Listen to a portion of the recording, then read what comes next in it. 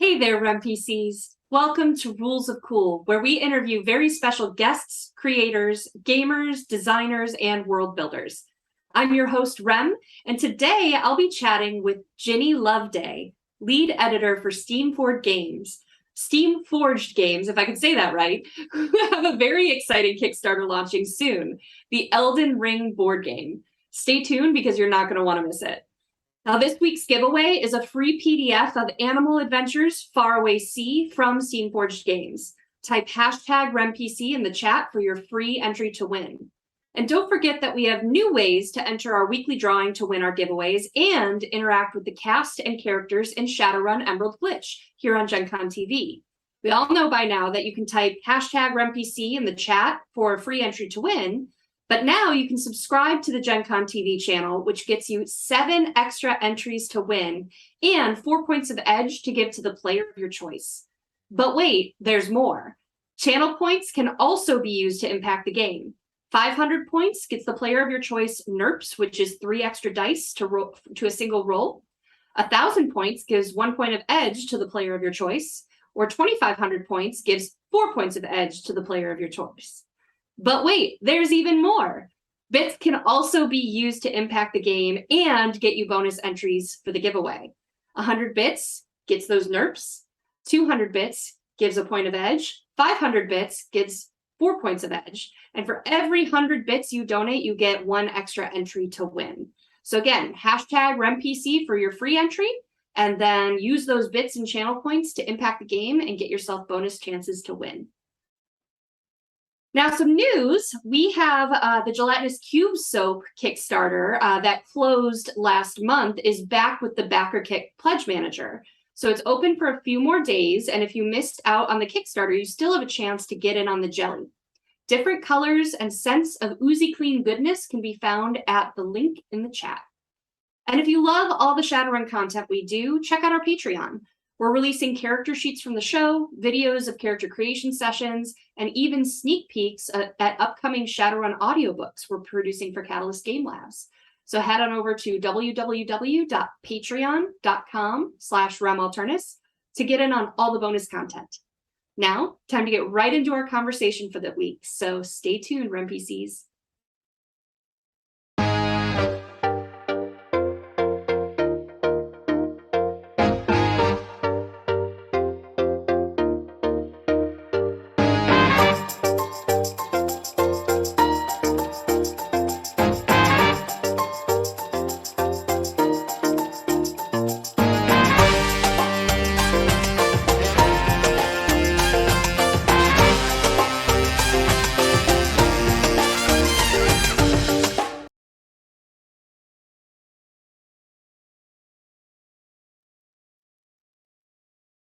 Welcome back, everyone, and welcome to our first-time guest here, Ginny Loveday. Hi, Ginny.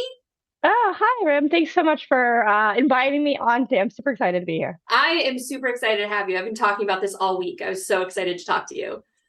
So Ginny is, as I said in the intro, the lead editor for Steamforged Games. So we're going to talk all things Steamforged, everything coming up, Elden Ring board game, of course. But I want to get to know Ginny a little bit first. So my favorite question to always start out with is, what's your history as a gamer? What got you into it? All right. Well, like most gamers, bona fide nerd, always have been. So, kind of that. But also, I grew up in the middle of nowhere in Tennessee, and so there wasn't like a lot to do. So I read a lot and a lot and a lot. Fantasy was my jam. Moved away to go to college.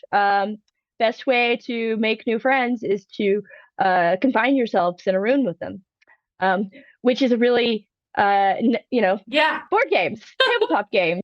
It's really good. It's a really great, fun hostage situation. So, I mean, all the studies that say you got to spend 200 hours with someone. What better way to do that than by playing games together? So that was kind of that. Started playing pretty much any board game someone would explain to me. I had grown up playing board games at home. Risk was my dad's favorite one. Although the Australia strategy, I was the reigning conqueror of Australia. Sorry to any Aussies who take offense to that, but it's really conquered in that game. But then I realized some of my favorite beloved novels were actually RPG settings, Hmm. Dragon's Lance. So somebody's like, "Do you want to play D&D?" And I was like, "Yeah." And that was pretty much that. I played D&D, learned that I could play games while like they want me to talk a lot, and I like talking. Awesome.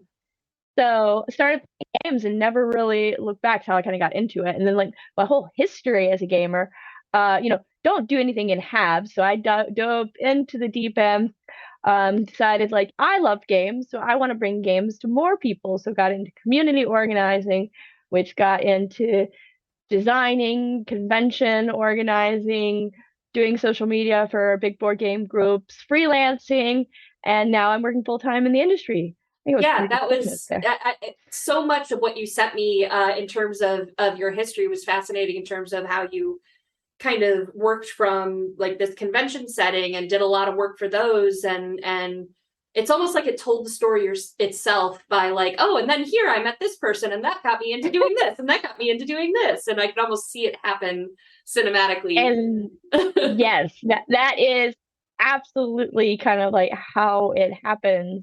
Not to say that there's not a lot of hard work involved in, kind of progressing through the industry, but a lot of it is meeting the right people, hearing about the right projects, and like just being passionate and Heck loud. yeah. I'll agree with that. Because people don't know if people don't know that you want to do something, then Yeah. they won't ask you to do it. So yeah, I started organizing at the community level in Tennessee, and then when the D&D Adventures League coordinator program was still a thing, so back in its infancy before the Magic Judge lawsuit thing, I was part of that. So got involved with a ton of conventions through that because um, stores and conventions throughout the Southeast region, where I was the regional, had a lot of questions, and I had answers, and so they were all like, "We don't want to talk to you," and I'm like, "Goodness, I love talking." Um, and so, just building those relationships and all. And then even after coordinator program ceased back in 2018, people are still like, "Oh, I remember you were like super helpful. Like you told me how to get it up and running at my store, or you helped our convention, get up and running because we didn't know how to do D&D, but we know that we needed Mhm. D&D to be a successful convention," which is kind of a thing, especially as D&D became like that cultural juggernaut. And so I was just happy to help. And then had been organizing conventions for a while, and somebody's like, "You organize, you can write adventures, right?" And I'm like, "Yeah, those skills are totally translatable. I've written words in my life." So I wrote something. It was trash, but it's my trash. I still think it's trash, but it's fine. It was my first thing. But then I wrote some more things because I'd, previously written words in my life. I know that the first words you write are not going to be good. So I wrote a couple more adventures, and then people were like, "I don't have to like completely do a rewrite on your words, so like, we'd like to pay you money." And I was like American dollars, like me? Okay. Um, and so I wrote for I wrote several adventures for the Adventurers League organized play program, starting back with the season that tied in with the Waterdeep Mhm. books, so Dragon Heist and Dungeon of the Mad Mage. And then I've also written several epic adventures, which are kind of a unique thing for organized play. So it is multiple tables, somewhere between 2 and 100 or more, although that's chaos, fun chaos, running the exact same thing, and the tables interact with one another. So I've written 3 epics, and like that's super fun to do. So I love writing them. But along the way, somebody's like, "So you've been helping kind of, people who weren't like you've been mentoring, and we noticed that like you also make their words better. So you edit." And I'm like, "Yeah, actually, I enjoy that. That's fun." And they're like, "Cool. Nobody likes doing that, so we'll let you do it." I was like, "Okay, yeah, I love it. Red pen." The could have been an English major in me was like, "Yeah, red pen, gonna do that right up." And so I mean, I had written for a lot of people, freelanced for a bunch of various companies there, which I think we'll get into. But then, people are like, "Oh, you like editing?" So then they started freelancing for that. And turns out there are a lot of Yeah, I was companies gonna need a say good editor, so that that made you landed me popular, didn't a it? full Because time job. I can think of several that would love you right now if you had the Yeah, time, which I know you don't. But not not at present. We have a yeah, lot I'm going excited on. to dig into Uh, how busy you've yeah, been with Steamforge. But it sounds like so conventions was really your foot in the door to kind of get into the industry on a paid scale, with kind of creating those adventures and organizing gameplay. Uh, what's it like? Like I saw you said like you've done organization for some pretty big conventions. Like how do yeah. you even go about planning taking on a job like that? Um, Most people, so like conventions, right? There's like a scale of like how the size of a convention, which makes them completely different from one another. Like a small convention is one kind of thing to organize, then you get into like mid-size where you've got like somewhere between like 2,000 and like 5,000. Once you get over like 5,000 people, I think you start to call it a Right. big convention at that point. Then you get up into like your Gen Cons, which is like Yeah. a behemoth. You organize something like Gen Con with a team of dedicated staff, as everyone watching this knows, I'm sure.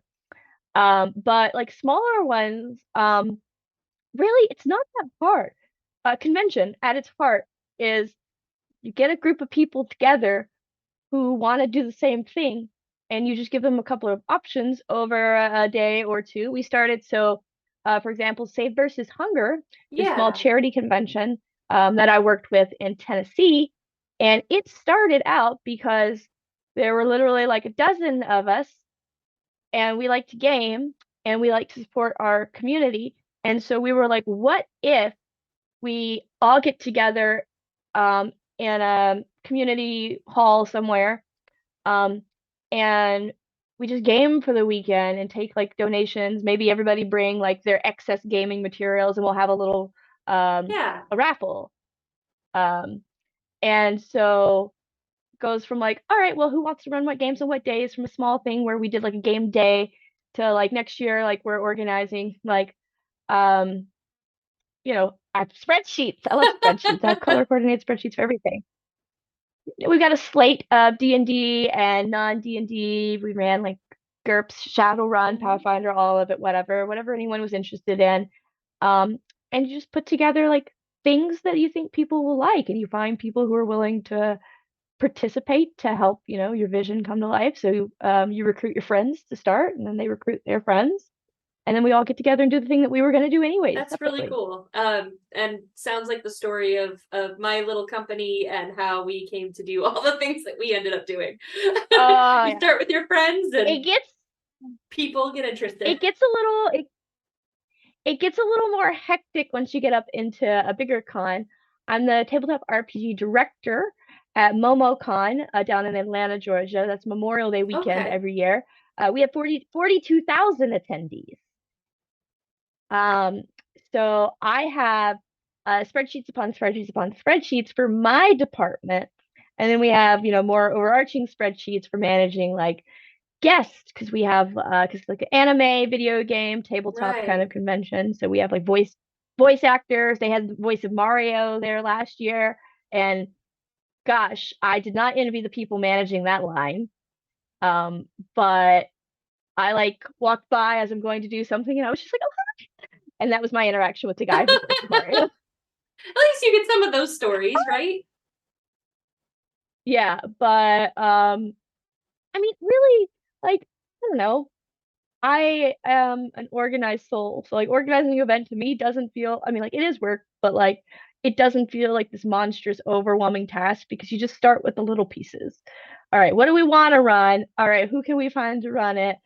All right, do we have the tables? Are they all organized how they need to be? Now does everybody know where to be, and how do we get the players I'm to sign up? And understanding there's so many I'm understanding tools. why you have a full-time gig in the gaming industry that so many are envious of. And like your excitement to talk to people, your organization, your ability to like look the camera in the face and say like, yeah, that's not overwhelming. It's fine. One step at a time. And me going, you're a liar. It works for you, but it would not work. Right. Yeah, exactly. Yeah. It is. I would definitely agree that it's not for everyone and it can easily snowball to something overwhelming. Thus, it is key to grow a good team along with Yeah. you. I have had to learn with the MomoCon when I came on just doing D&D and then just assistant director. Now I'm director and I've got a lovely team. I've got a second, so and then my four lovely assistant directors. So six of us are on the leadership team. And then I have anywhere between so back started with like 15 volunteers and now ideally hopefully this year I'm aiming for about 100 Wow. volunteers to run games whatever they want to run. If they know how to run D&D 5th edition, yes, please come. If they know how to run anything else and they don't want to run D&D, yes, So if please come. you're near if you're I near love all of them. MomoCon, reach out to Ginny. Yeah. Yeah. If you're near Atlanta, if you're in the Southeast region, because as we all know in the Southeast and Midwest, it's not that far. I'll just drive it. That's awesome. And by not that far, for people maybe not as familiar, not that far. It's about 8-hour drive. It's fine. Oh, Whatever. gosh. I give you so much So much though, props and thanks for your energy and your ability. And even I can't imagine as well with doing work like that, how many other things pop up that are out of scope for like your pillar that you're like, yeah, I want to help. Ooh, I gotta how do you say no to all the opportunities that have to come up? carefully. Saying no is the hard part, Mhm. right? So I try to keep like a visual list of like the things that I currently have on my plate and their date to stop my ADHD brain from being like, oh, just add to the list. Let's do that too. I can see the list and be like, can't fit it in right now. Love to do it. If we're flexible on the timeline. That's so smart. Not flexible. All right, gonna have to I'm be a gonna no. If we're flexible, you let's have talk. that list just off your computer Yeah. screen there. I'm gonna have to copy you on that and, and put that down. That's awesome. Yeah, whiteboards. Now I do need to get one of those for above my computer, but I'm not crazy tall and my monitors are already pretty high, so I'd probably knock everything on my desk over if I did that. But I don't have one behind my okay. computer, although I'm staring at the window. I'm staring at the window thinking I could write directly on the window. I love it. So now you've worked before we get into all the Steam Forged shenanigans, you've worked with a lot of other companies as a freelancer, like Nerdburger Games and Bite Size Gaming, and more. What are some of your favorite projects that you've worked on? Oh, you can't ask me to choose my favorite child. I love them all. They're all great. But some of the more memorable projects. So Nerdburger, I love working with them. They have really unique content. It's not 5e. It's an indie publisher, and it's always a joy to work with indie publishers because everything is near and dear to them. So I've only done like editing work on that. Craig Campbell is Nerdburger, and like all of his games, like I'm constantly astounded at like how he could take a relatively simple roll track system and slap anything on it. So capers, we got our 1920s thing, we've got a horror one I did. I edited the whole book for him there, like a little zine sized thing. And then yeah, stream is categorized as Shadowrun. It will be Shadowrun later, everybody. Hold tight. Um and then like we got one now where we just did where like your programs in the computer. So I love that. But I mean, as far as like most memorable, I mean, I gotta say, not gonna lie, and this is probably gonna resonate with my first contract that I signed with like a big company is probably always gonna be the most memorable because I was like, Wizards of the Coast, Hasbro is going to send me a check. Yeah, tell us So yeah, what that was like working for a company like that, and you touched a little bit on some of your at contributions, but like what specifically did you work on that people can find your name in, and how yeah, even? yes. So for most of my stuff that I wrote for Wizards, so it was all organized play. So you can find all of that on the DM's Guild. You can find some of my other stuff on the DM's Guild as well. So I had some collaborative content on there when I was part of the Guild Adepts program when that was a thing. So we were working with Wizards to create supplemental content for each release, each book release. So we did the Mythic Odysseys Theros was one that I worked on, as well as the Rime of the Frost Maiden. So we did encounters in Theros and encounters in the Frozen North, in the Far North. Sorry, Frozen North was a title that we floated about, and I got vetoed. Oh no! Apparently, it's not all fan.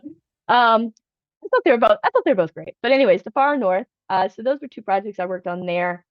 I did one of our season 8 adventures. So that was a really fun time travel one.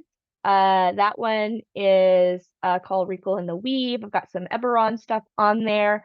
My most recent one that's out on there is the epic that I wrote for the Dreams of the Red Wizards series campaign. Sorry, campaign is the term we can use there. And it's a tier 3 and 4, so levels 11 through 16 and 17 through 20 adventure played with a large group of people, and you get to go into the far realms, and you're out. This was before they announced Spelljammer. You're out playing in the astral sea, and there's like an astral dreadnought, and you're going to rescue, prisoners, and there's big battle scenes, and then you can also be going to big social encounters to rescue people, and it's just so much, and puzzles. That one was so much fun to work on. I had a co-author on that, Andy Demps, and that was just a delight. Aside from that, though, worked with Renegade Games on a book that I don't think they've actually announced, but it's with their Essence 20 system. So after the core books come out, that will be one of the ones out soon. We did just have Brian Steele on, and he talked about we talked about his work on Transformers and Power Rangers and G.I. Joe. This book touched all of them. Okay, cool. Oh yeah. It is right in line with that. So more stuff for the Essence 20, Transformers, Power Rangers, G.I. Joe. It was a blast. And working with Brian is a delight. Yeah.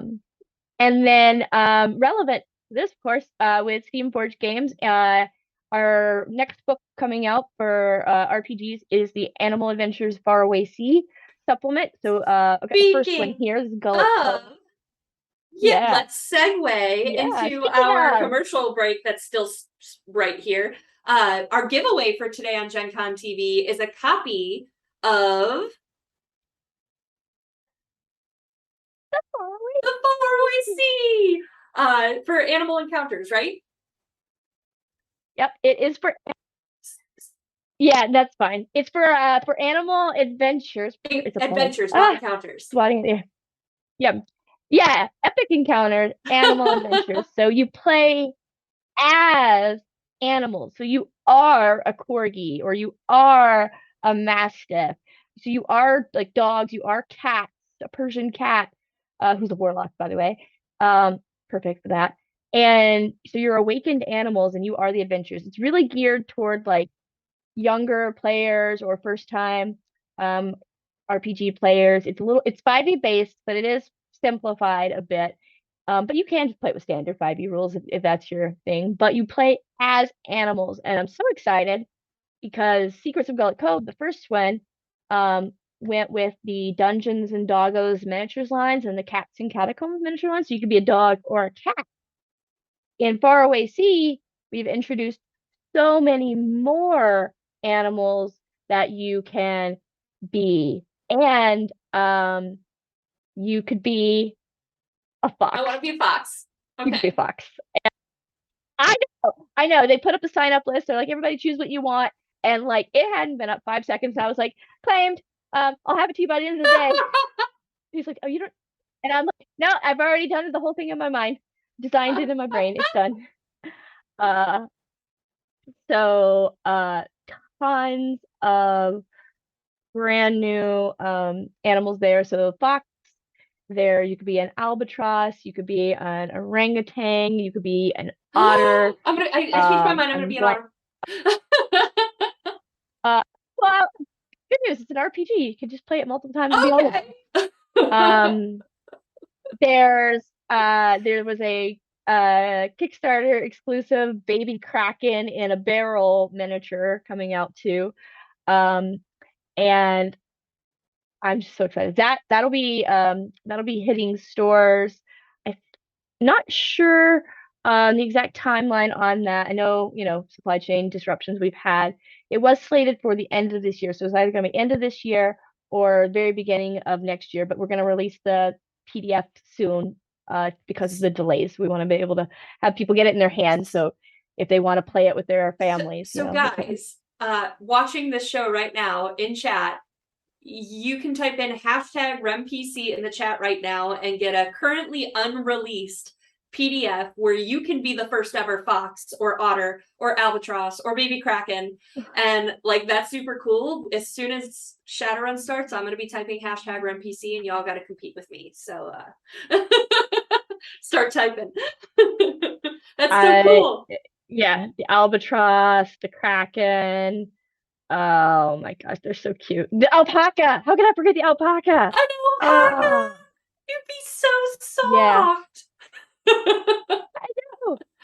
And I love it too because it's like a lot of mini settings in it because it's all these islands that come and go in the fog, and each island is its own like miniature Oh, setting. that's so Like cool.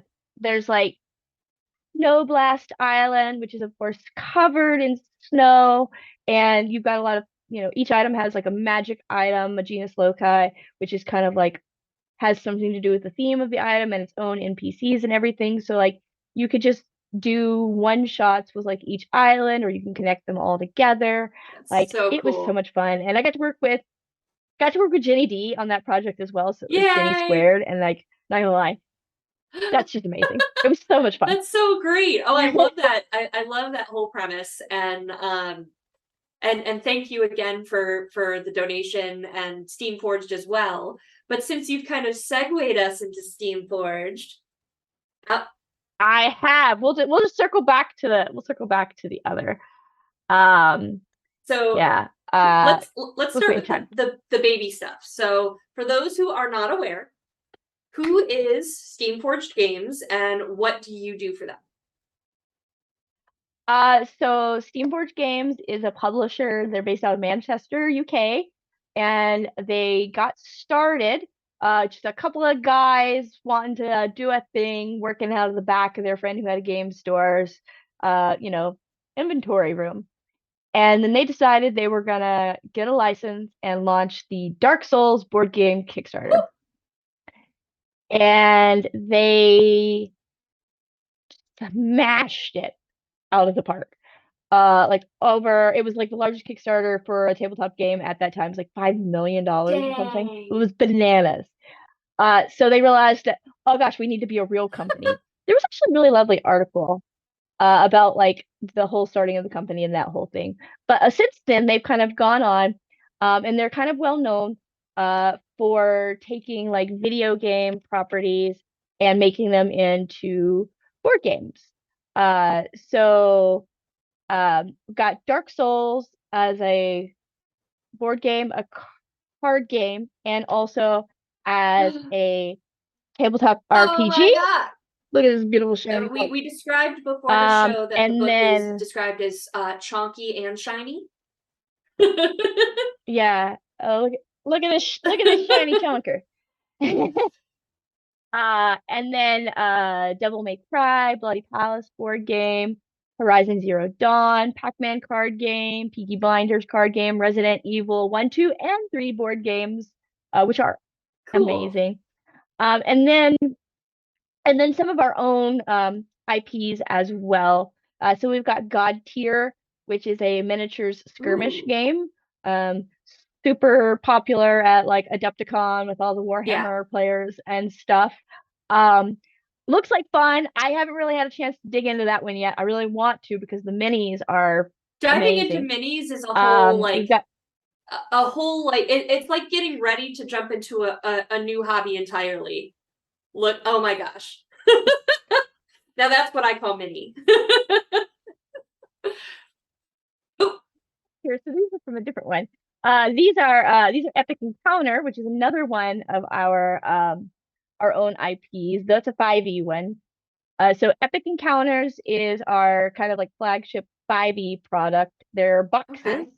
that contain everything that you need to run an Epic Encounter. So whether it be a boss box, which has a giant honkin' mini in it, or a box of hordes, which they kind of come in pairs. So each kind of hordes has a boss and it's a continuing story, but they are standalone.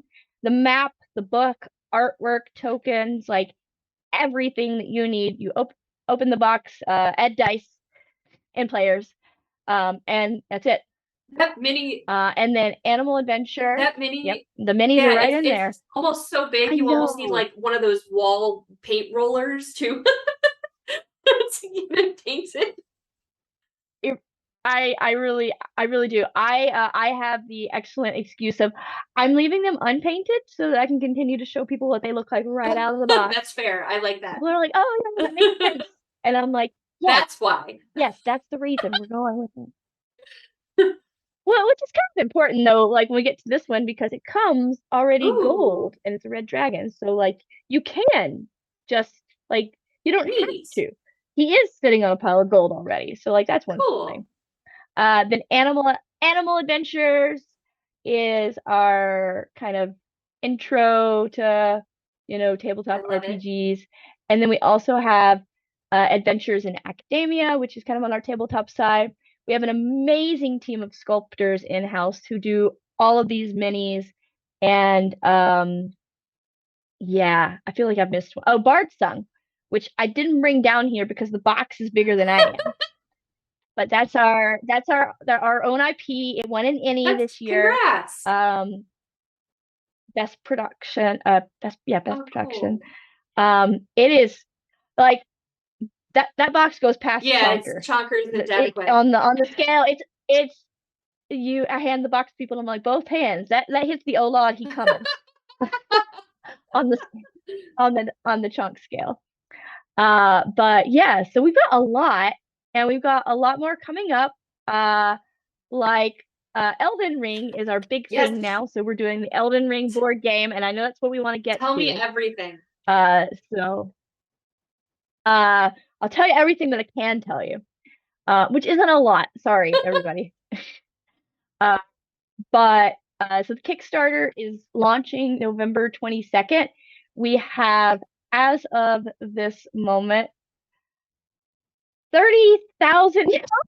Oh wow, that's the oh Lord he coming box. Oh my, that's massive. You're drowning in box.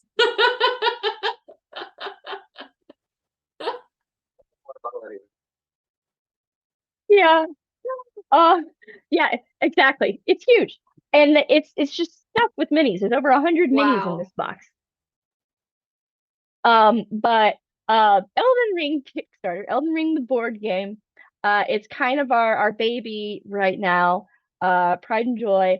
And for those who want to know more about it, we do plan to dive deeper into the game in the coming weeks as we lead up to November 22nd when it actually launches. We're gonna have some designer diaries with Sherwin Williams, some interviews, so you'll be able to stay tuned for There that. is All of that there's going to be a will link in the chat as hit on our great. Twitter. And there's going to be a link in the chat so you can follow the project right now because there's over, what did you say, 33,000 project followers? Uh, 30,035 as of this second. That's a lot. That is a ton. I don't know if I've ever seen anyone with that many followers pre-launch, and we still have 19 Wow. days. So Congratulations. I don't know if that's a record. That's not my specialty to know all of the Kickstarter records and if we've broken another one, but And you said gosh, Twitter it is a place to get news of releases, right? yep, at Steamforge Limited is so Steamforge Okay.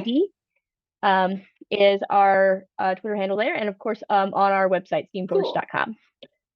So we'll be posting most of that stuff there, but it is so I guess we start with so Dark Souls is of course kind of like the precursor in the video game world to Elden Ring. So everybody wanted to know, of course, first, is it going to be basically the Dark Souls board game, but with Elden Ring? No. It is going to differ.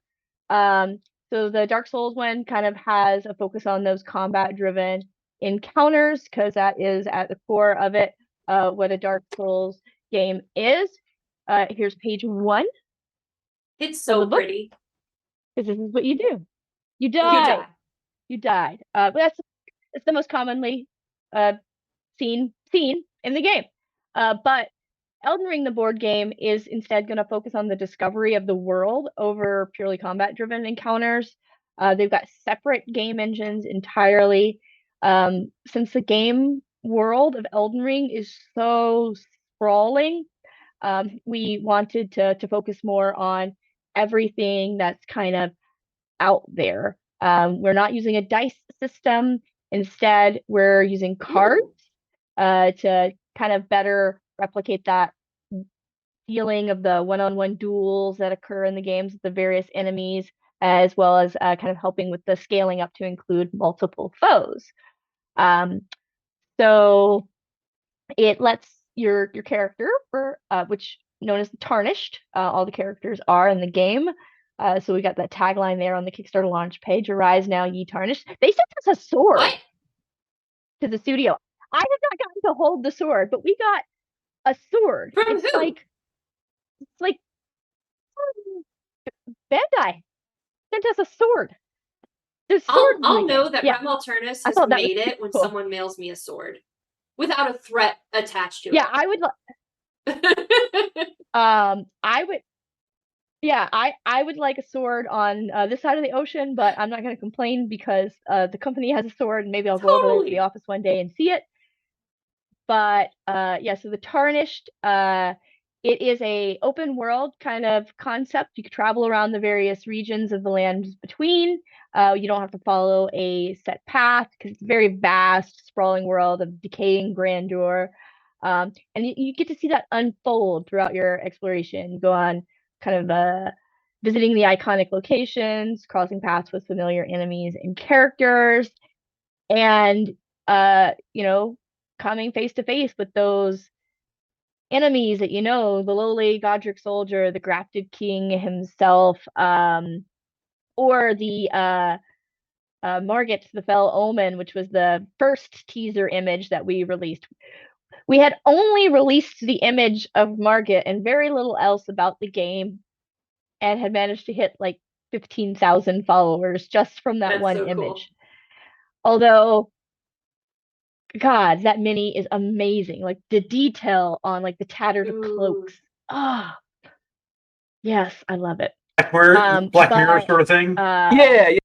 but yes, so there are you would be able to place individual tiles to kind of, as you go traversing the landscape, discovering what new foes you're gonna there, what new challenges, what new obstacles, and each encounter kind of chains together to form a bit of an ongoing campaign as you level up your characters, you upgrade your stats, you get new equipment, discover new locations. And it was designed primarily as a campaign game.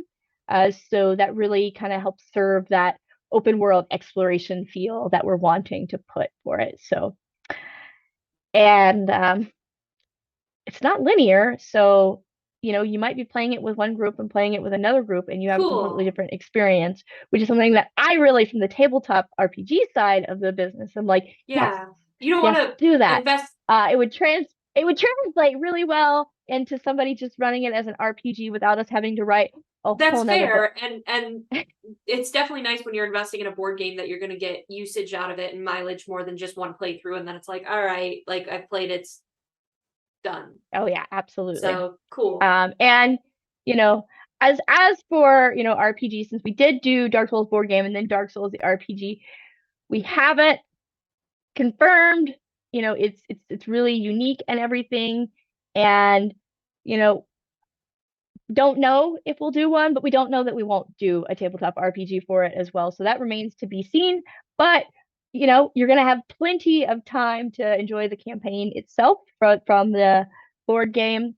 You'll get all those iconic weapons, the Ashes of War weapon skills, summoning ghostly allies in the form of like spirit ashes.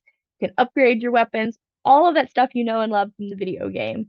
Like, and I am jazzed. Like, I am too. I don't know, just sort of I know spirit fingers. I don't it's so know. exciting, honestly. So we actually had planned another guest for tonight that couldn't make it. So Monday I was like, oh gosh, I need to talk to someone. And Ginny and I had just become friends on Facebook through mutuals. And as soon as she was like, hey, I'd be interested, I looked her up and I'm like, oh, I'd be interested too. I would be very interested. You do too much. We can definitely talk. And I'm like, I do too much. Um, Speaking which is how I, yeah. of Speaking doing too too much, much, yes. so How not I introduce myself on panels. Yeah. well, and so it's not even this Kickstarter that is coming in a couple of weeks and has 30,000 followers, but you've also got all the games that you talked about before that Steamforge produces, and you've got some late pledge managers still available for some of your previous Kickstarters.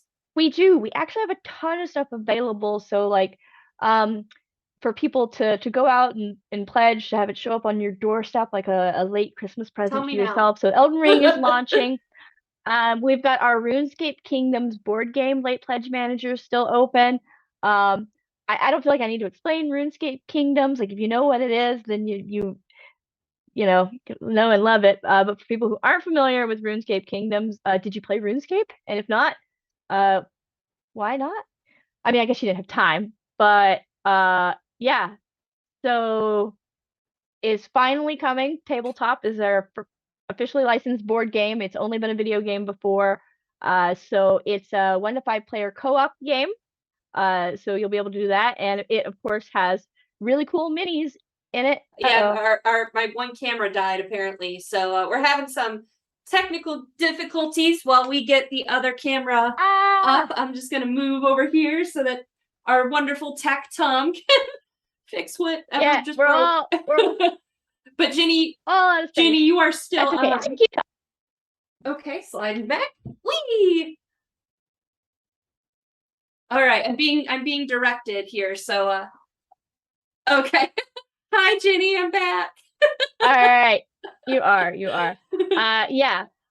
We've got the Rivet Wars Reloaded late pledge manager that's open. If you played the original Rivet Wars, this is bringing it back, retooling it, bringing in a whole new faction, the Nemoans.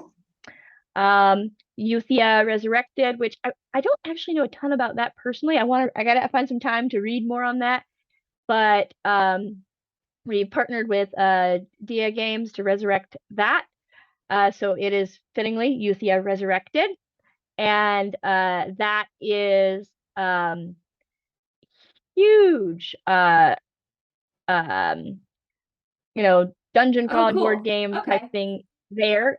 Comes with expansions and everything straight from the Kickstarter. And then that's what we've got on the board game side.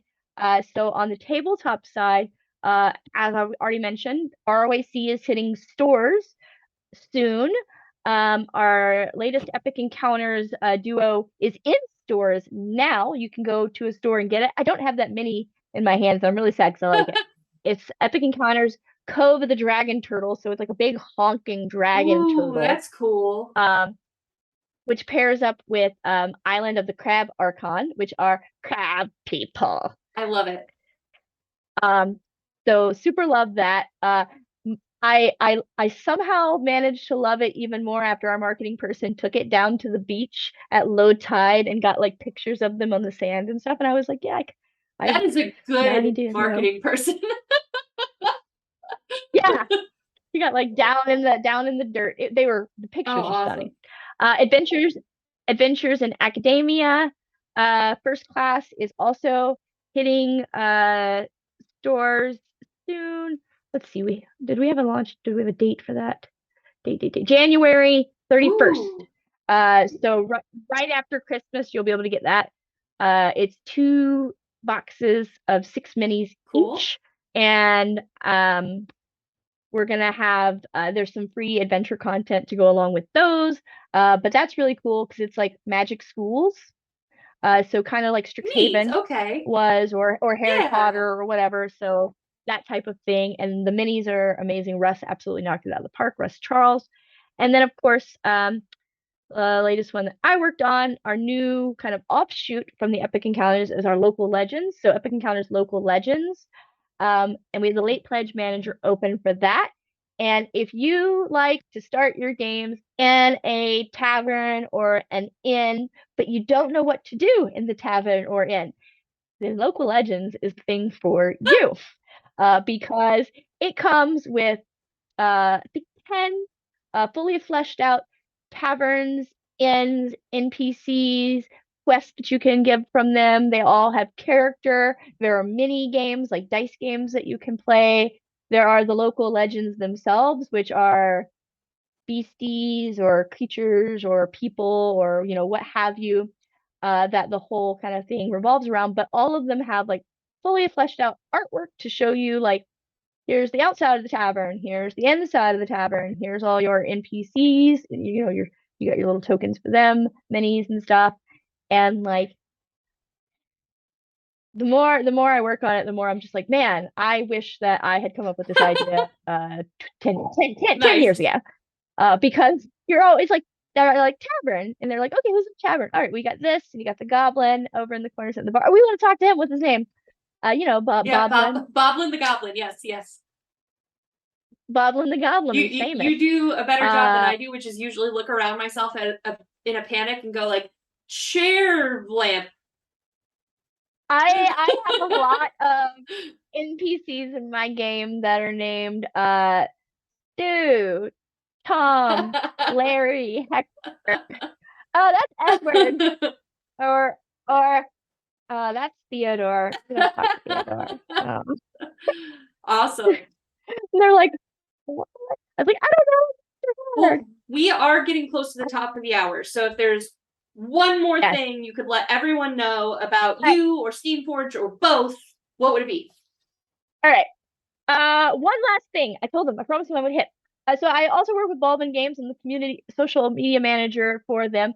And I want to rep our brand new actual play that we have coming up, the Moonshay's actual play. It launches the Tuesday before Thanksgiving, which definitely has a date that I can't remember. The 17th? So No, the 15th. it sounds 22nd. 22nd. There you go. The I was thinking the week 22nd. That'll be on our Twitch. I am executive producer on that. Super Cool. excited about that. And invite everyone to come watch that. Or if you're looking for games to play online every month and you don't have friends who are available, every month we do the virtual D&D weekends in partnership with Wizards of the Coast, where you can play the latest and greatest Adventurers League content and some non-Adventurers League content and make new friends and have a gaming group who is always available and who are hundreds of people strong. So you can join us, discord.gg/BMG, Bald Man Games, BMG. That was the big shtick there. All right, Ted Spencer, I did it. So there's so much that we went over that you've been involved in today. So I if know. there's, where can people follow you to learn more about all of this and take it at a slower pace if they need to? Oh, that's okay. I've made this super easy for everyone. You can find me online at Jenny Loveday, just GINNYLOVEDAY on all of the platforms. That's me on Facebook, Twitter, TikTok, Instagram, Twitch, YouTube, all of it. It's also jennyloveday.com if you want just one spot. Awesome. Yeah, so find me there and almost everything. I need to update I also my own web person, so I need to update my website too. Because you need one more hat to wear. We've not reached Hatsmith yet. Hatsmith is next month. We do the 12 days of hat. Excellent. I love it. Well, Ginny, you are an absolute pleasure. Thank you for your energy, your work in the gaming industry, and please stay in touch with all of your projects so we can help you promote them. Yep, and if you're going to be at PAX U, I'll be around. Neat. I'm not hard to find. Cool. Yeah, look for the purple hair. Yes, I was. Yes. Awesome. The purple hair and the loud person. That's me. So stay tuned, everyone. We will be right back with the end of the show. Yeah.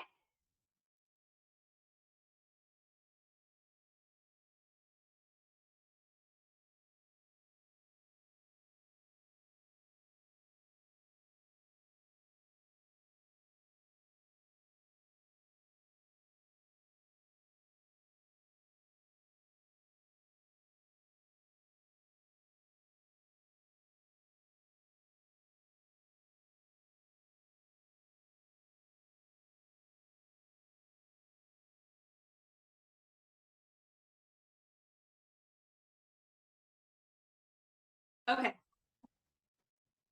Our runners are planning to acquire one or more items from the upcoming charity auction. Will the old Icelandic dwarves get their revenge on our runners? Why did they have a newer edition of the Target manuscript? How bloody will this auction become? Join us for part 3 of the charity auction in the next episode of Shadowrun's 6th World, Emerald Glitch, coming up next. Don't forget that we have a wonderful giveaway of a free PDF of Animal Adventures Faraway Sea from Steamforged Games. I keep saying Steamforged Games and Ginny Loveday. So thank you so much for donating such a great prize. You can enter to win by typing hashtag RemPC in the chat. And don't forget to get bonus entries and impact the game by donating bits and subs in chat. All funds help us to pay our cast and crew and keep producing content. And did you know we have more shows like Shadowrun Emerald Glitch on our Twitch channel? We stream 5 to 6 days a week over on twitch.tv/masterofrem, including the Dresden Files RPG, Shadowrun 5th Edition, Steampunk Fantasy D&D, and more. So check us out and give us a follow. Thank you all for joining, and we will see you next time, RemPCs.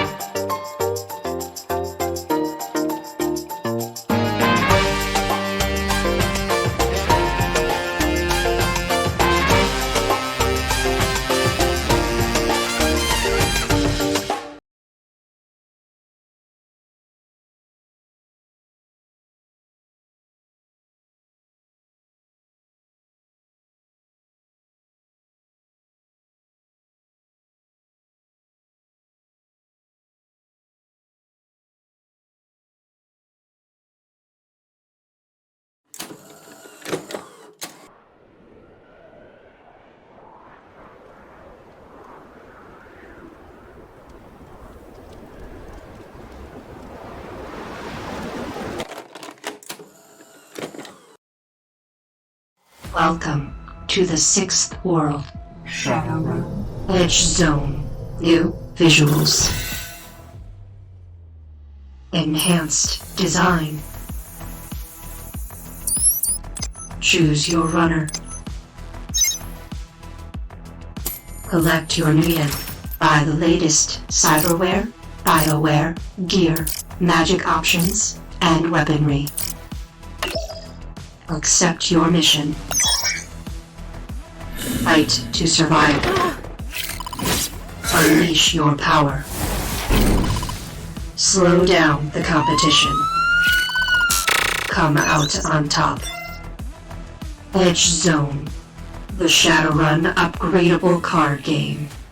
Now you make the power plays.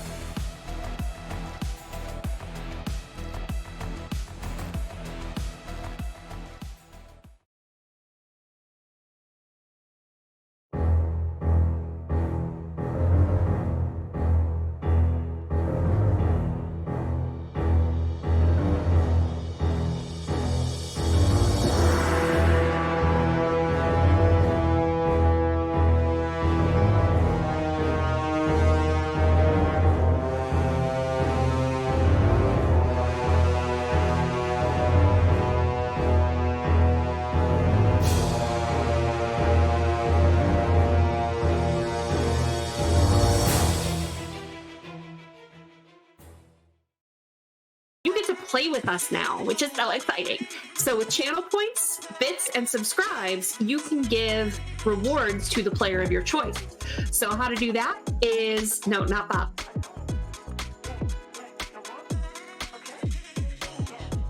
Channel points, I believe it is 500 points, gets you NERPs, which is +3 to any dice roll to the player of your choice. For 1,000 channel points, you can do a point of edge to any player. And for 2,500 channel points, you can do 4 edge to the player of your choice. Now for bits, for 100 bits, that's $1, you can do the NERPs. For 200 bits, that's $2, you can do the point of edge. Or for 500 bits, that's $5, get 4 edge to give to the player of your choice. And finally, again, the subs, if you subscribe, you can give 4 edge to any player.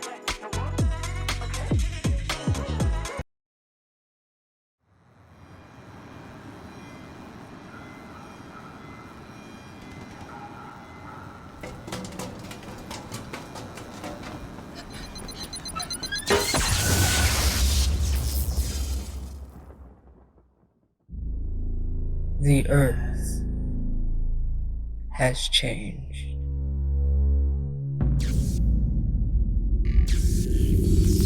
All that once was is no more.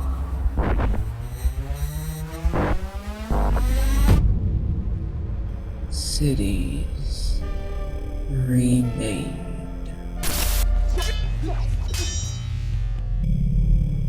Power reshaped. Races reborn.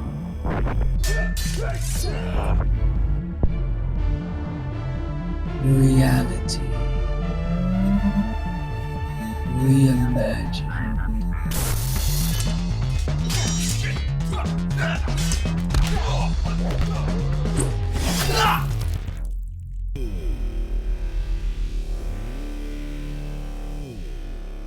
Violence unleashed. The earth has changed. She no longer sleeps.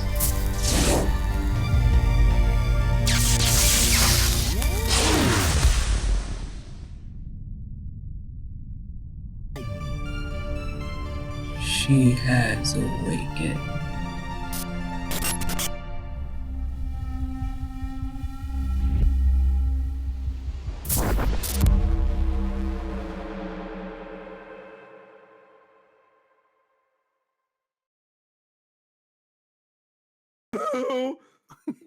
What a spell! Spell. Spell! Spells. She says spell like 92 times. You gotta feel it. Spell, spell, spell, spell, spell, spell, spell, spell, spell, spell, spell, spell, spell, spell, spell, spell, spell, spell, spell, spell. Oh, well.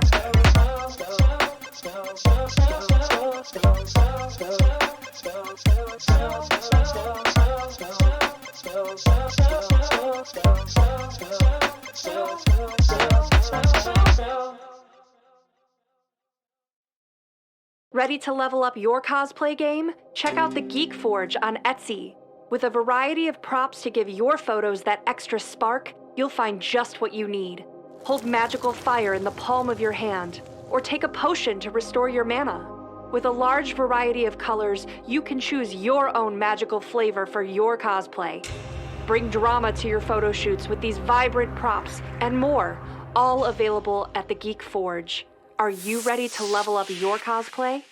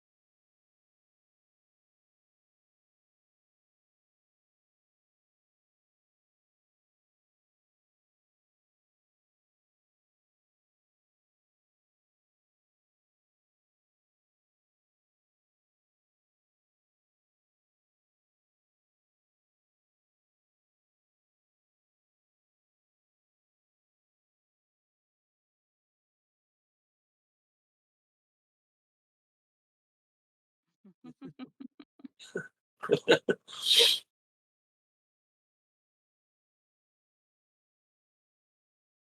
there, NPCs! Welcome to our actual play of Shadowrun 6th World, Emerald Glitch. I'm Bob, your GM, and tonight we continue with part 3 of the charity auction. So previously on Emerald Glitch, we had some recon of a character most of the team had met before. That was one of the registered attendees for the auction, Janet Rhaegar, whose real name, as far as you guys know, is Zoe Leland. She is Professor Redstone's ex-wife. Apparently, there are 4 other dwarves who are hanging out with her, and you guys have met some or all of these dwarves before during the Stuffer Shack loss prevention episode.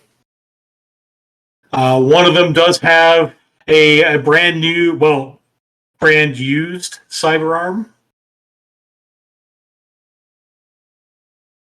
So there was a recon of their apartment building. The building apparently is owned by Janet Rhaegar, who is listed as a corporate security consultant, which is the usual shadow speak for either Shadowrunner or Johnson. Let's see. So you guys kind of ran them out, or they bolted when I spent some of Ava's edge to force a glitch for our Decker to cause some trouble. And they tracked you to where the van was at that time, which you guys had long since left. Then you tracked them to the Bellevue Hilton, which apparently has a not a terribly strong ward, but the entire structure is, like, the entire hotel itself is warded. Mm-hmm. So Curie left a bunch of Force 1 spirits around to monitor the area. Basically monitor your exits and monitor their van. And so I think we'll pick up... That was really smart. Whoever thought of that. Just saying. Who Very thought of that? smart. It was me. I'm really smart. Not humble brag.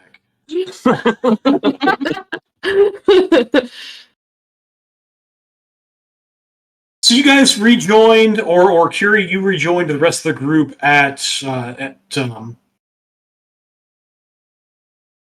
Slick's van at about 1:30 in the morning on Tuesday. So we're going to assume at this point that you guys sort of broke up and went home.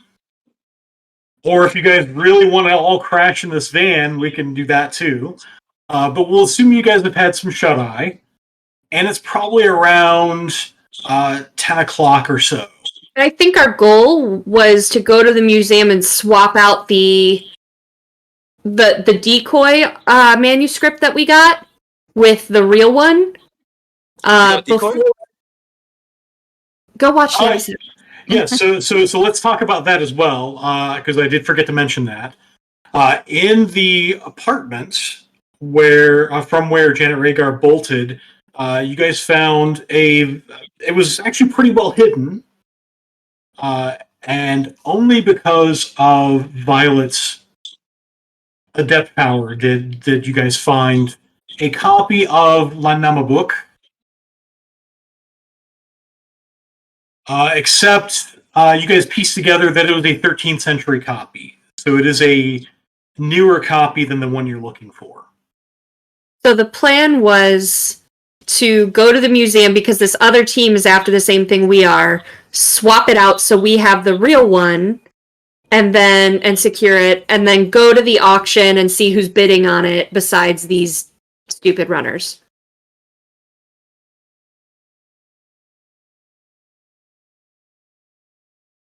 All right, so you guys all sort of meet up again. We'll say that Slick picks you all up again. Probably 10 or 11 o'clock. I never left Slick. It's not as fun without him here, but I stayed in the van with him. I don't go home until the job's done. I honestly would have stayed as well because I have the spirits active to be on a lookout, and I was on a cadence to go. Oh, no, this is just creepy, he says. I don't care. I keep passing out every 30 minutes, then waking up every 30 minutes saying, is there anything new? No. And then going back, passing out for 30 minutes. It's the same question. You woke me up that time. I don't care.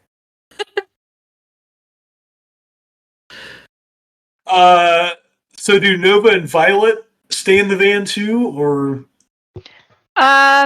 Nova definitely goes and works a shift and then comes back. Violet feels like she can't leave Slick alone with these two. But she's going to play it off as a slumber party.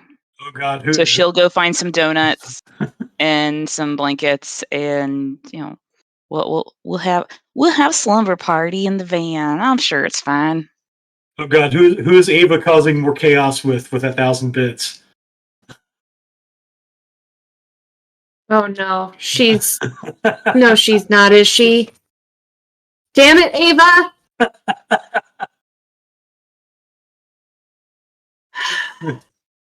You too can give benefits to a player of your choice by donating channel points or bits or subscriptions, and getting bonus entries to win tonight's giveaway. But I will be disappointed in you if you do it for Bob. Yes, because Bob has already accumulated enough to hurt us real bad. Largely due to Ava to hurt them real bad. So you guys gather back. We'll say you're back in the same parking space. We'll say at 10, 11 o'clock Tuesday morning, you have to park a little higher up in the parking garage. Because by then, a bunch of the spots have been taken.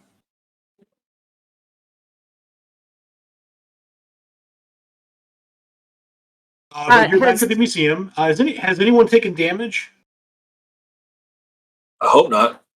I don't think so. No. Has what's his face newbie? Slick. I almost called him Itch. And I'm not a newbie.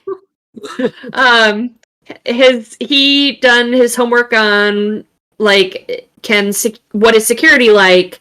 Can we shut down the cameras or loop them? Can we what's the best time of day to get in? Blah blah blah. What's the best route to take and all of that? Decker crap. Oh, Carrie. Yeah, so he tells you.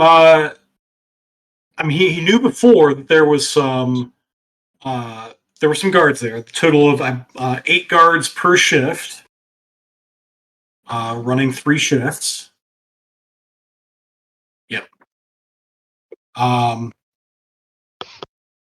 The Matrix security it's not hideous, but it's relatively secure. And so it probably doesn't want to go too deep in the host for too long until we're ready to do something.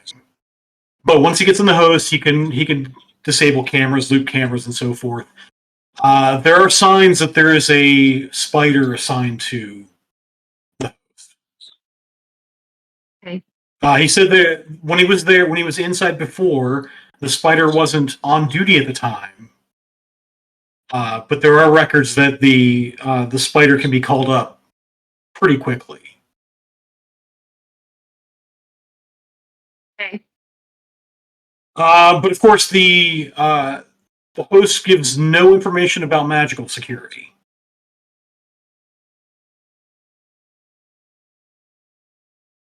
Wait, say that again? The host gives no information about magical security. Well, yeah, no, I know that.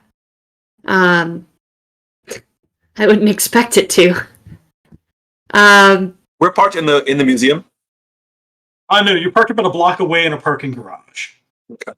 So there's a parking lot, an actual small parking lot that is outside. If you go to the bottom left of this map, you'll see there's a parking lot. Oh yeah, there it says it right there in red. Mhm. Parking lot. There it is. What about... Oh, go ahead.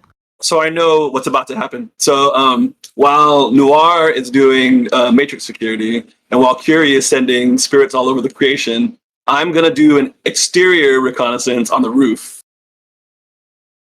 Okay. We're functioning as a team, guys. I just want to clarify that there is no like process or like document or anything that states like these are our magical protocols in case like they get reviewed as a museum. There's nothing written out. No.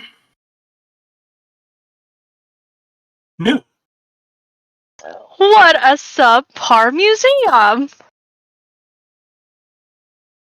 I will do my astral recon. Which tells you that either there is no magical security, or probably more likely they're keeping that under wraps.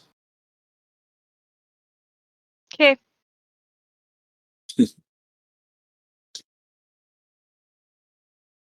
So, do we want to do this in order? Like, I think you gave us what you wanted to for Noir. So, do we want to do what is Mr. Bell survey, and then Yeah, let's do come to me? let's do Mr. Bell surveillance, and then we'll do a Curie surveillance, and then I imagine one or more of you were talking about going on the tour at some point, or maybe I'm misremembering that. This is a tour before the auction. Yeah, It's a museum tour. You still have a full day before the auction. Oh, okay. Okay. Which is what I was going to ask if we wanted to try and get on a museum tour to see how close we could get to switching it out while on the tour.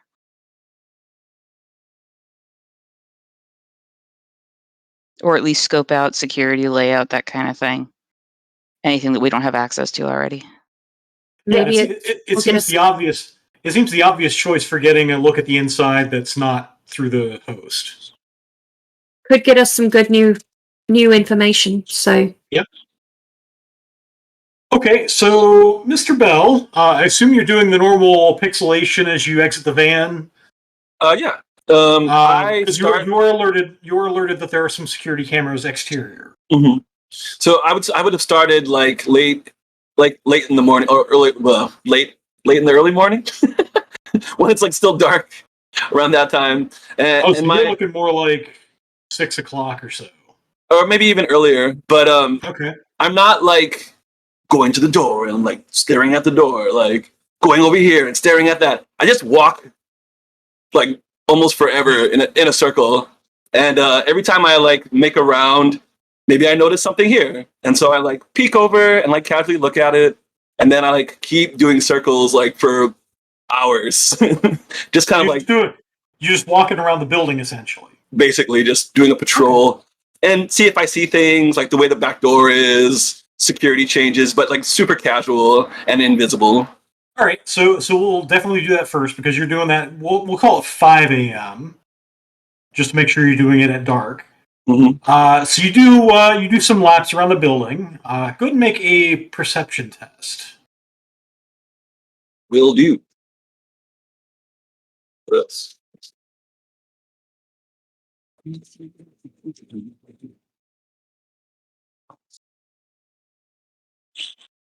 3.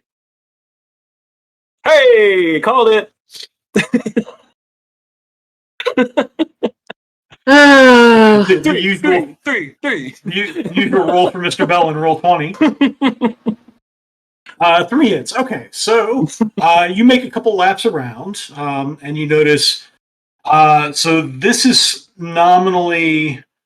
So it's built sort of on a hill, so that on the lower level, maybe about the bottom half of the lower level is underground. So the street entrance is basically on the street, or on the sidewalk, essentially. And then the parking lot is the sort of guest services area at the parking lot is ground level. So you sort of do your round consists of a bunch of, you do like a downhill section, uphill section. Got it.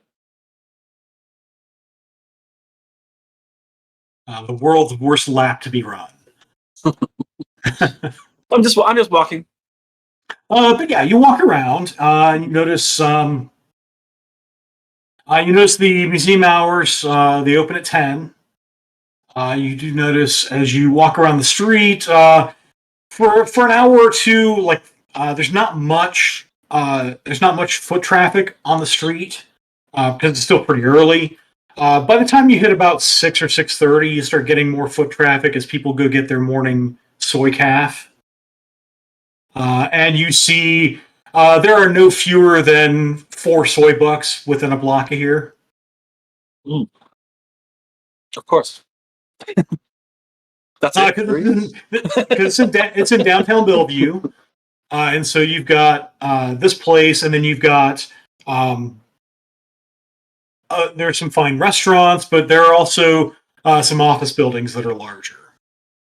And then you recall from Curie that about 3 blocks down the street is the Bellevue Hilton. The streets around us, 2 ways or 1 ways? I hadn't considered that much. We'll say the. I mean, I'll go ahead and define it now, and we'll say the street in front of the street entrance is a 2-way street. The street on the other side where the parking lot is a 1-way street. And where is the service entrance located? Let's see. So there are 2 entrances that you see as you go around. Actually,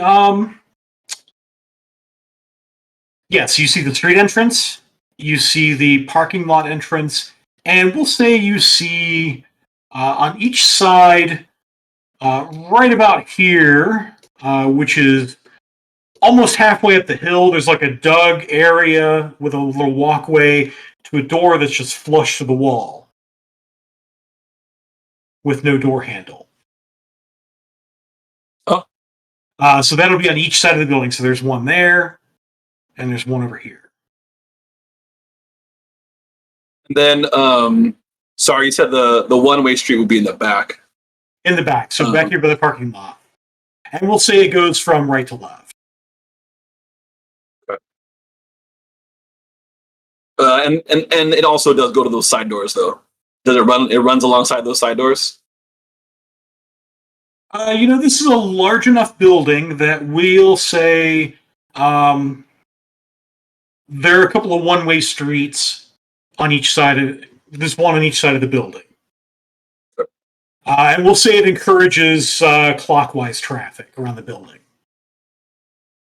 Gotcha. Except for the top, which is a 2-way street.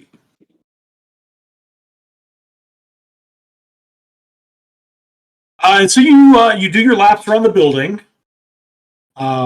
assuming you haven't messed with any of the entrances yet. You do some more laps, and starting around 5:40 or so, you start seeing people in Lone Star outfits come in, uniforms. sort of one by one for the most part. You see maybe there's a pair who come in together. It seems to you with your perception roll that this is the next shift coming in. And Slick confirms that there's a shift change at 6 a.m.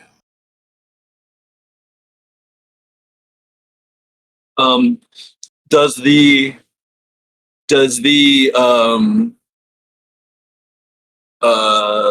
daytime shift look particularly fit? Like, are they runners or are they? They're Lone Star patrol officers, kind of that range of what you would expect with the Lone Star. Anybody particularly loud, particularly not serious about their job? You know, the pair that come in will say they're talking about last night's Urban Brawl game, and they're kind of loud about it. Noted. But it's sort of middle of the road for Lone Star officers. Like, there's nobody like that's like particularly thin with a runner's physique. There's nobody particularly large. Trolls? Orcs? You know, they are all human.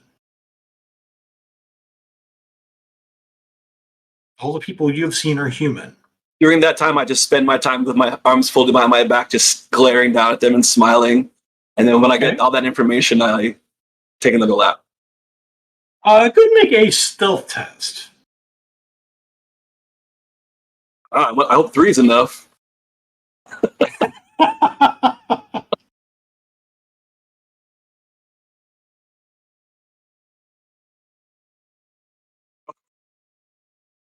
I am not gonna roll one. Yep. I am not gonna roll a 1. I will spend 4 edge to reroll all my misses. Yep. Yeah, so your edge had refreshed to your starting value this morning. Okay. So you are re-rolling. Okay. 4, right? 4. So 4 hits. That's It's good enough. You are not.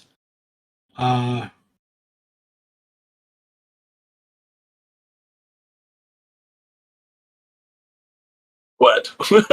Oh, let's see. That is awfully tempting, though. No, it's too early. This is an important part of it. I will. Yeah, I'll save it for later. I'm just gonna run away anyways if you do anything. Yeah. So one of them sort of looks, and you think for a moment that he might have seen something, but he sort of looks around, sort of vaguely looking somewhere. And playing it back in your mind, it's like somebody might have seen an insect fly by, and they're their heads following it, and they sort of go back to their normal conversation. But they go in, and eventually you have this you count, since you stand there with your arms folded, you do count 8 people go in Lone Star uniforms. 2 of them are wearing lieutenant bars. Actually, I guess you would really, it would be 1 lieutenant and 1 sergeant stripes. And then between 6:20 and 6:40, you see sort of one by one 8 other people come out. 8 other Lone Stars. 8 other Lone Star people come out.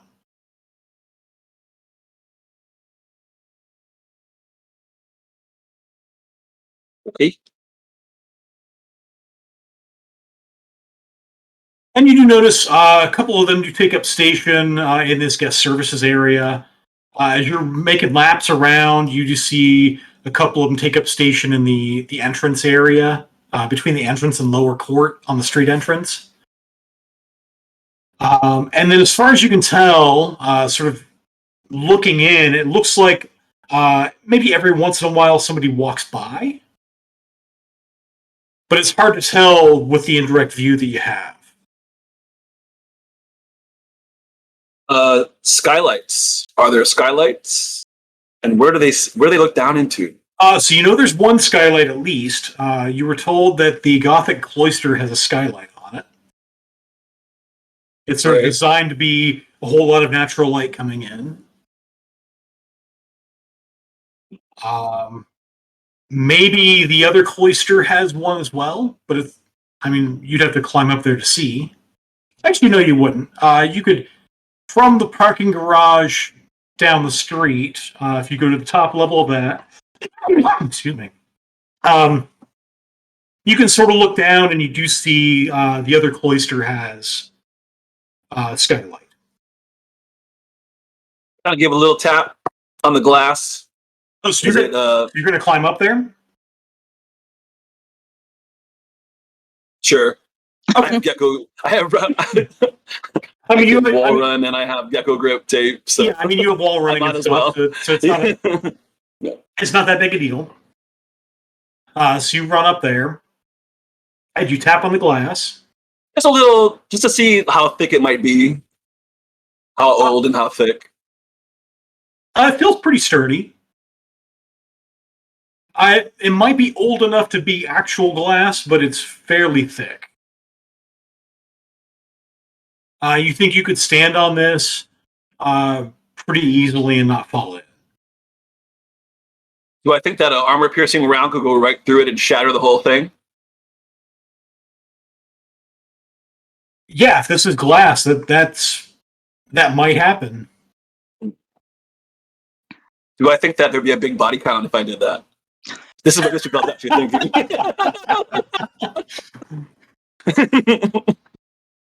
Yeah, you're quite certain that enough ruckus would be kicked up that a body count would ensue. I chuckle, and then I walk away. All right. So we'll join Curie on her exploit. All right. So on this 30-minute round, when I come back to my body, seeing that. So where are you going on these 30-minute rounds in general? Back to the hotel to Okay. kind of support the spirits and make sure that, since they're all Force 1 and not particularly beefy, just to support them and keep an eye out for any of the other auras that I didn't assign to them, and anyone leaving the hotel. And then I envision you as being sort of on cams in Among Us, where you flip through the cameras. Yeah, and I'm like, nope, of those spirits. Nope. So, and then when I zoom back and check in with the team, seeing that Mr. Bell is out and hopefully reporting to us on what he's doing, I'll get an astral surveillance of the museum. Okay. I'll do perimeter first, and then maybe at the next half hour I'll do kind of a float through. So we'll do a perimeter test. Okay. So we'll go ahead and do an astral test. All right. Curie. Astral. Boop. 4 hits. Pretty good. Very good. So I do have the sensing table open here. You do sense that that this place is also warded. Okay. It looks like there is a 4-6 ward surrounding the museum. Okay. Then I will not investigate the inside on the next round, unless I am joining whoever is going on the tour, and then I can take an astral look-see from the inside. Yeah. No spirits patrolling the grounds? None outside. Okay. All right, then I'll zoom back to my body, report on that, and say, and look at Violet. Violet's with us, right? Yeah. And I'll say, let me know in my next round when we have tickets for a tool. And then I'll pass out again and be back soon.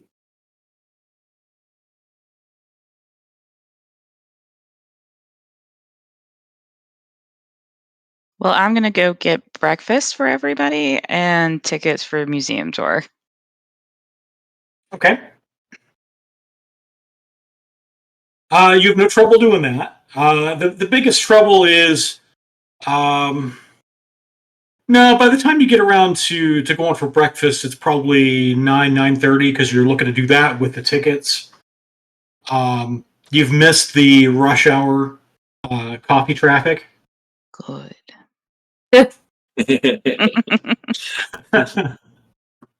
All the suits have gone.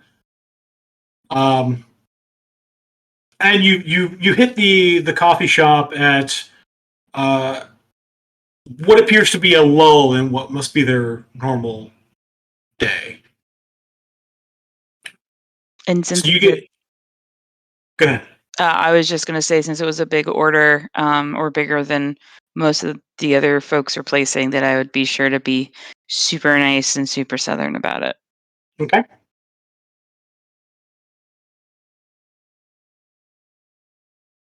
Since they were dealing with suits all morning. They're very happy to deal with someone who is not a suit. Even if it's a big order with extra baked goods. And we'll say you so you take that you take the breakfast back to the van, and then you can buy tickets on the Matrix. I think I could handle that. And so the tickets are cheap enough that we'll call that part of the lifestyle cost. Cool. So you have tickets for the we'll say the second tour that starts at 10:30. Okay.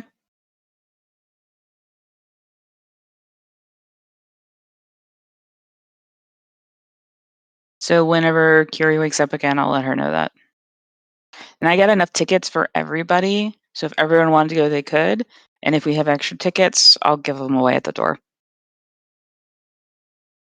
You're so nice. Such a nice criminal.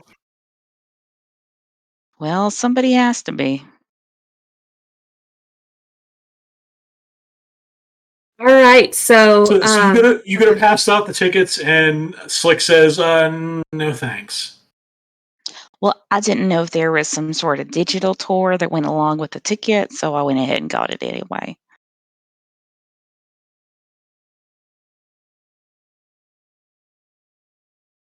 Nah, I'm not gonna go on the tour.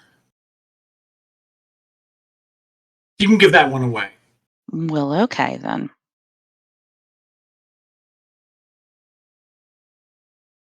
Yeah, so we'll say it's getting close to 10:30, so anybody who wants to go on the tour can go on the tour. okay, I'll go. Take a break from my spirit patrols. Okay. I'm on the roof still. You call me about it. And Murder Bell says, "Oh, Lord, no. I think it's best I just remain the wild card. You all enjoy. Take some pictures."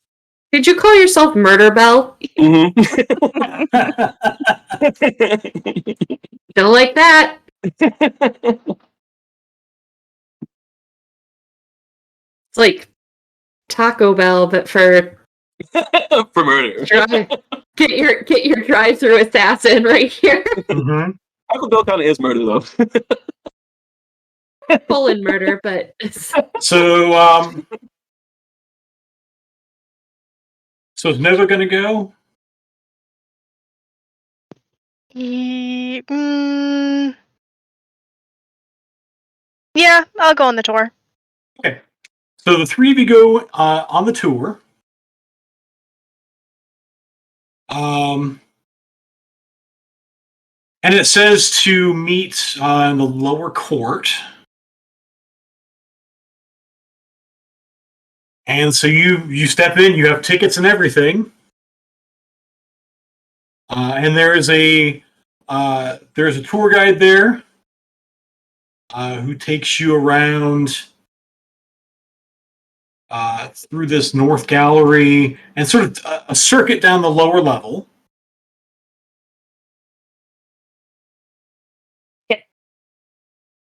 What did they say though? About like, what does this tour sound like? It sounds like every museum tour you've ever seen. They're pointing at each individual art piece. They're saying basically this is the collection from this area, this time period. But yeah, you get a sense. I mean, this is that person's job. They know at least all the basic descriptions of things. And they have, it's kind of that. It's almost a Mr. Bell like blank stare. You get the sense your tour guide has guided hundreds of tours prior to yours. And have seen the same art collection hundreds of times. The smile is not as creepy as Mr. Bell's, but there is a little bit of fakeness behind it that definitely Violet notices. That's that real jaded corporate jaded. Yep. As we walk into each of the rooms, I'll kind of put a hand on Violet so that if the group moves, I'm not walking into things. But I'm going to switch my eyes to astral vision and take a look around as we enter each room. Okay. So Nova and Violet, you can roll perception tests, and Curie, you can roll an astral test. Okay.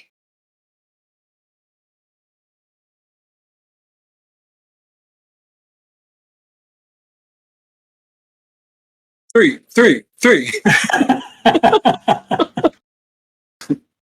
Or I don't accept that too. I'm gonna just re-roll on my failures. Okay. I'll spend 2 edge to turn a 4 into a 5. Okay. How many dice do I roll for? So you can do the little plus sign. 7. That's re-roll misses. Oh, where's that? On your roll, there's where it says re-rolls. There's a little plus sign to the far left. Ah. What does the +4s thing do? That's the bump. It bumps 4s to 5s, and then I think it asks you how many 4s you're going to bump. Neato. Oh. Man, Chuz has thought of everything. Uh-huh. Oh my god. Yeah, Alright, so that gives me a 4. Okay. So you guys all have 4s. Okay. So we'll start with Curie. You definitely see, as you're sort of looking around this level, there is, you do see one spirit of air pass by in the astral. It is 4-6. And it looks like it's on a standard patrol. Okay. So if it's on a... It kind of looks at you because you're astrally active. And then it seems satisfied that you're not causing any ruckus and goes about its patrol. Cool. So, at like normal patrol, does that mean like if it's doing a round from what I can tell of the and that it'll take 10 minutes to do a full round, or like what is that? You think maybe in the area of 5 to 10 minutes, but it's hard to tell without actually waiting for the spirit to come back or trying to follow it. Okay, I don't want to follow it, but since I'm checking kind of room to room, I should be able by the end of the tour, hopefully, to get a sense of. Yeah. So by the time you finish this level, you've seen a 4-6 air spirit 3 times. Okay. And do I get the sense that it's the same one? Yeah. Okay. All right. So Cool. So kind of knowing that timeline a little bit. I maybe even at the end, just to make sure, what I'll do is be like, let's go to the gift shop, and like that way they can spend some time in the gift shop while I keep an eye and see how long it takes. Yeah, so you finish your tour. It's a full tour of the downstairs and then upstairs. The whole thing takes about an hour, and it quite naturally ends at the gift shop because they want you to buy stuff. Of course. You have seen a 4-6 Spirit of Air 3 times downstairs, and you've seen a 4-6 Spirit of Air 3 times upstairs. And with your 4 hits on Astral, you think they are different spirits. Okay. So ostensibly, one is stationed downstairs, one is stationed upstairs. Right, and then the one, because our objective is upstairs, right? Well, yeah, the auction is going to take place in the Gothic Cloister. Right. And where are they keeping the stuff in the meantime? In the room below that's shaded. Okay, so that is downstairs. Okay. It's a restoration area. All right, so how long does it take the spirit to make a round? You think it takes about 10 minutes for the spirit to take a round. All right, cool. So if we do have someone looking out, we could kind of give the cue then and say, like, all right, go, and that gives us 10 minutes before it comes into this room again anyway, so. Do we get... Go ahead. I was going to ask if we got to see the restoration area at all as part of the tour. It is not part of the tour. You do see at one point when you're down here, you do see someone go in there.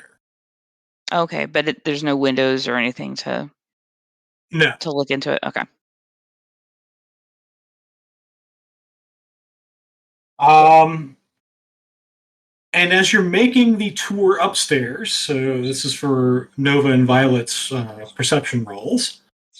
So you do see where the Gothic Cloister is. There are these doors here. And, I mean, for as much as they might be locked, they're not really that secure. You think if you have the right cover, you might be able to slip away and get in. But, I mean, there are cameras around. And you do see through them. It's basically a half door with a window. You see out onto, and they have curtains on them, but they're drawn open. It lets some of the light in from the Gothic Cloister. You do see out there. You see a few what appear to be the big round dining tables set up there with chairs. They're not covered yet, so it's basically they've set up the tables, but they haven't like thrown tablecloths over them yet.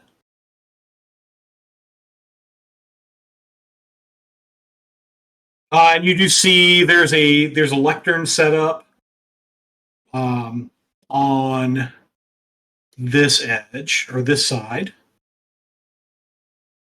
So on one side near a door where someone might give a speech, or if there were an auction, where the auctioneer might stand.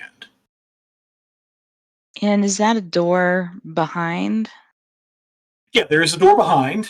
Okay. It looks fairly similar to the other doors down here. It is sort of a half door with a window and curtains sort of drawn. And you can kind of see through. You think you can see light from, you're guessing from the balcony out here.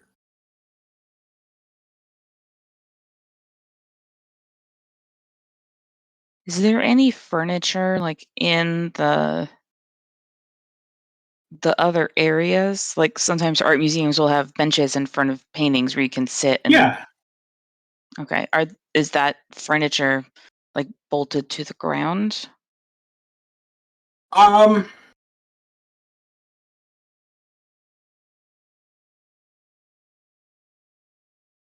Yes. We'll say it's bolted. If somebody were serious about ripping it up, they could probably rip it up. But it is bolted. You think more to keep it in place than to secure it. Okay, gotcha. You do see, incidentally, over in this corner, sort of along the wall, is the alabaster statue.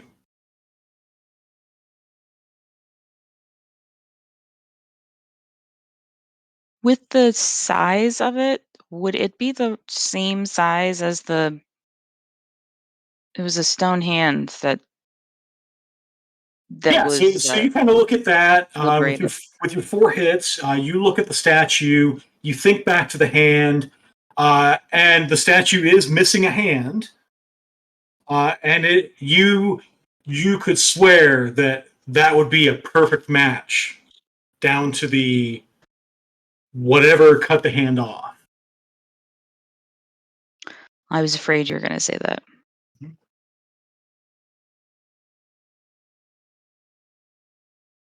Bob, what is it with you and these severed hands?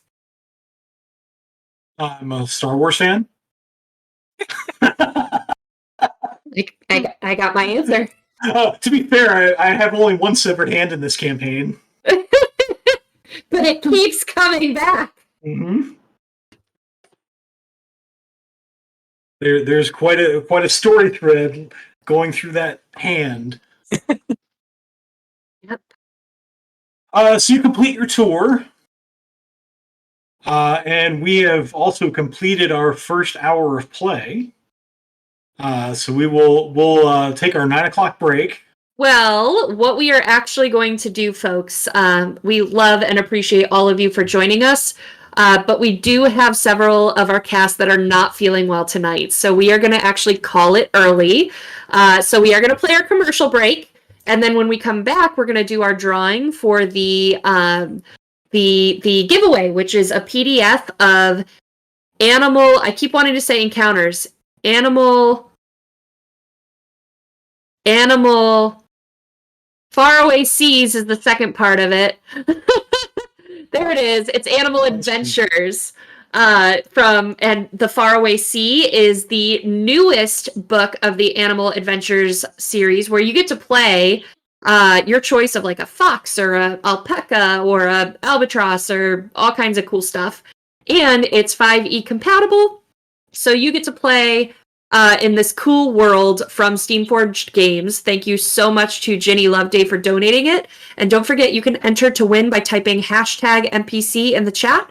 We're going to tally up our final entries and be back in 5 minutes. Thank you all.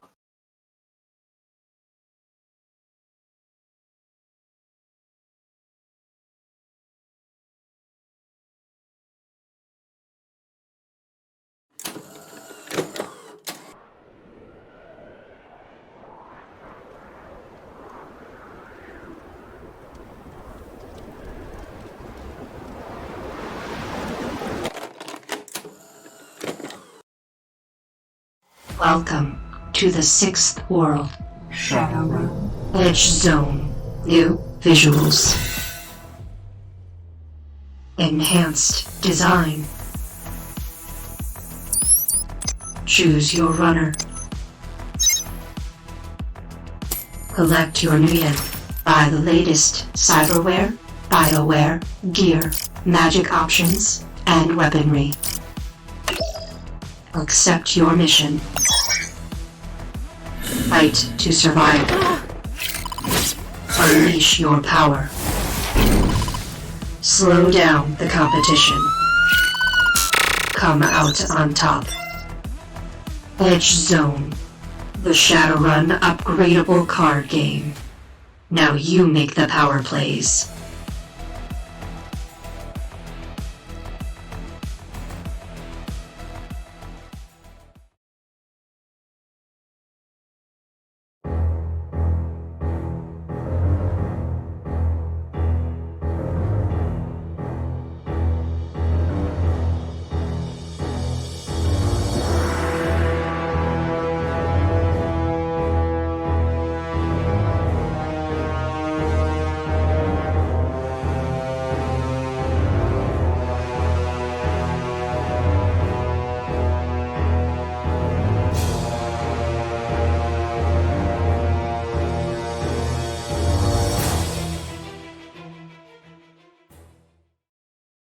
play with us now, which is so exciting.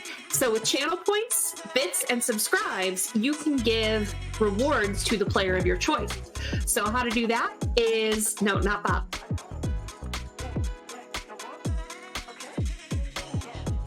Channel points, I believe it is 500 points, gets you NERPs, which is +3 to any dice roll to the player of your choice. For 1,000 channel points, you can do a point of edge to any player. And for 2,500 channel points, you can do 4 edge to the player of your choice. Now for bits, for 100 bits, that's $1, you can do the NERPs. For 200 bits, that's $2, you can do the point of edge. Or for 500 bits, that's $5, get 4 edge to give to the player of your choice. And finally, again, the subs, if you subscribe, you can give 4 edge to any player.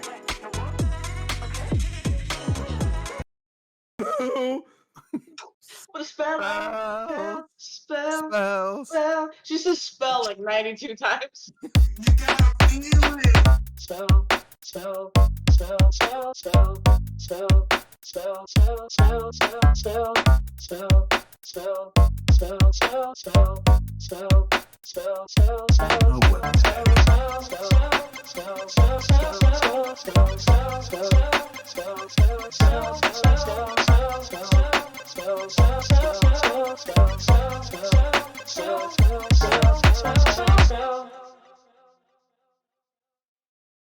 Ready to level up your cosplay game? Check out the Geek Forge on Etsy.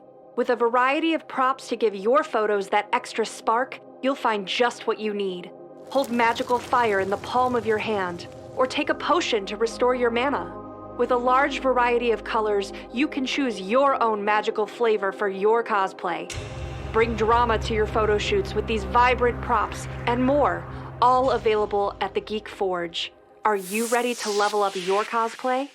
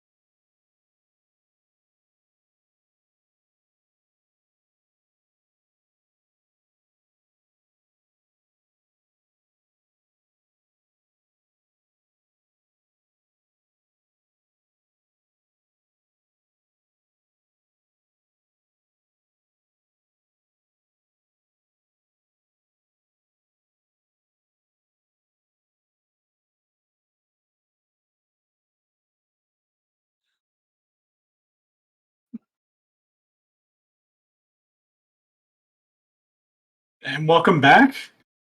I think, do we have a winner for tonight? We do. Our winner is, that's my drum roll. I can't even roll my tongue, guys. I'm so tired.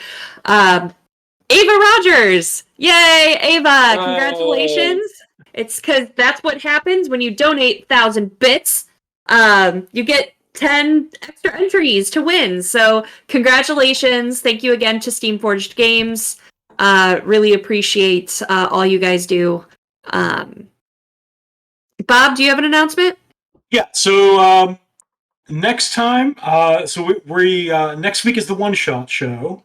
The week after, I'm going to do everything I can to conclude this particular story, including you guys will basically start up at the auction.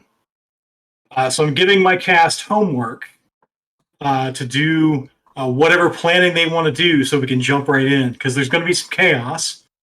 Especially since Ava has given me all sorts of edge for chaos. This is going to go terribly. 2 weeks of fighting over chat. Yep. What we're going to do. But next week, Rem, Yeah, so next week is our monthly one-shot show, and we are going to have Green Ronin Publishing, or I think they go by Green Ronin. I don't know. They are going to be on talking with us about their current Kickstarter, which is the reprinting of the Mutants and Masterminds. Everything. So that's live on Kickstarter right now. You can look it up with Mutants and Masterminds on Kickstarter. And they'll be here next week to talk about it for the Rules of Cool interview show. And then we're going to play with them a Mutants and Masterminds game session. So if you've never played before, it's a crunchy system. It's superheroes and cool stuff. And Green Ronin is a really cool gaming company. They're good people doing good supportive RPGs, and they're very inclusive people, and I like them a whole lot. So tune in next week right here at 8 p.m. for the one-shot show, and an hour earlier at 7 p.m. Eastern for Rules of Cool, where we get to just talk and hang out with them. That's my thing. All right.